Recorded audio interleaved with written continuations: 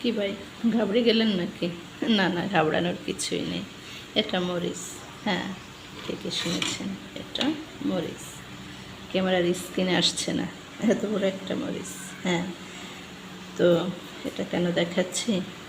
মানুষের বাইরে দেখে যেমন ভিতরটা বিচার করা যায় না, ঠিক আছে?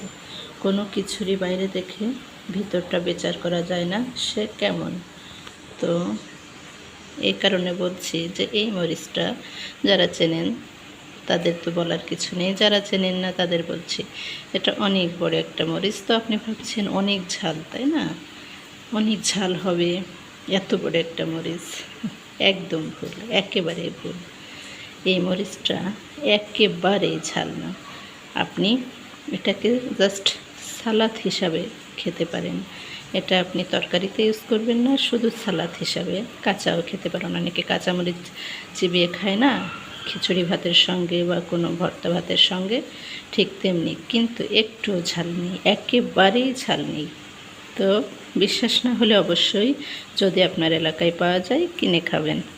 আমি সব সময় এটা রাখি, আমার ফ্যামিলির সবার ভীষণ পছন্দ। তো এই দেখেন স্কিনেও আসছে না, এত বড় ওই মরিচটা কিন্তু একেবারেই ঝাল নেই। তো ঠিক তেমনি কিছু মানুষের বাইরে দেখে বিচার করা যায় না সে ভিতরে কেমন, নরম না গরম। বুঝেছেন? বুঝলে অবশ্যই কমেন্টস করবেন কি বুঝেছেন।